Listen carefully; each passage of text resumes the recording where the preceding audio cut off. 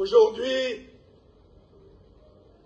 force est de constater que le vol, qui était dans notre société un phénomène de honte pour la famille et de bannissement au sein de la tribu, devient une source naturelle d'enrichissement.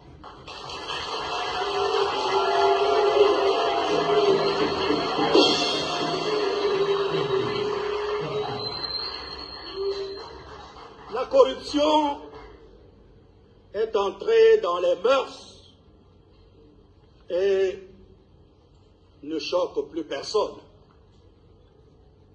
Elle devient un système dans le système.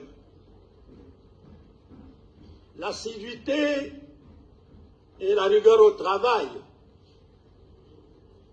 ne font plus partie de nos revendications.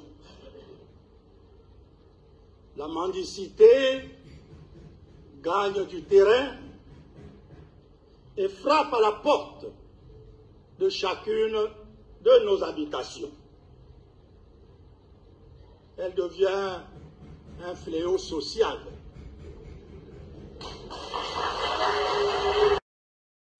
Le chef doit s'imposer par l'exemple. Il est le modèle sur lequel ses collaborateurs tireront leur propre comportement.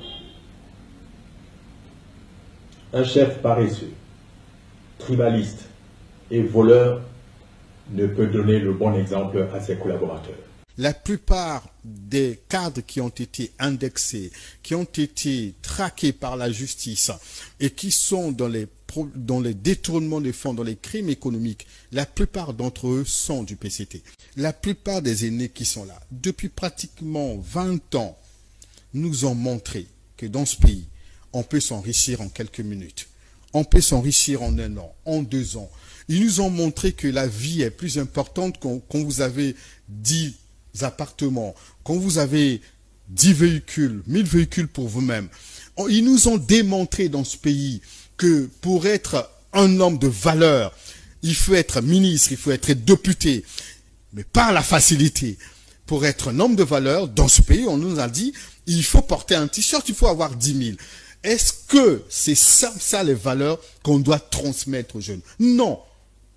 C'est pour cela que vous constaterez que tous ceux qui sortent de l'université Marine Ngouabi, ou même ceux qui ont étudié ailleurs, quand ils rentrent au pays, soit vous restez dans votre galère parce qu'on ne va jamais vous utiliser, on ne tiendra jamais compte de vos compétences parce que les critères de nomination dans les cabinets ne tiennent pas compte de ça.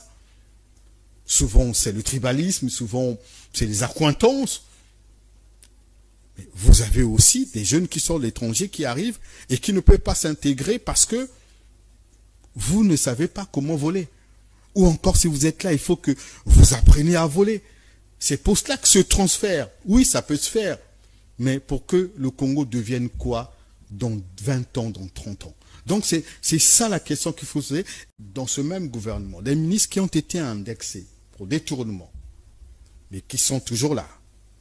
Quel est l'exemple? Est-ce que le transfert qui sera fait, c'est nous avons su comment voler, vous pouvez faire autant. Nous avons su s'enrichir en 5 ans, en 10 ans, vous pouvez faire autant. Est-ce que c'est ça ce transfert? Il y a aussi d'autres encore, je n'ai pas envie de citer les noms sur ce plateau, qui brillent carrément par les antivaleurs. C'est cela ce qui caractérise la plupart des cadres. Le président parle de l'irresponsabilité. Donc si aujourd'hui il appelle au sens de responsabilité, ça veut dire, permettez-moi l'expression, donc il y a un sens d'irresponsabilité. C'est qu'il a constaté lui-même qu'il y a un sens d'irresponsabilité. Mais auprès de qui? Ce n'est pas auprès du citoyen lambda. Quand le président de la République parle du transfert, oui, monsieur le président, on a besoin de ça, on a du respect pour les aînés, on veut travailler on veut travailler en étroite collaboration avec les aînés, mais que représentent ces aînés? Que sont-ils?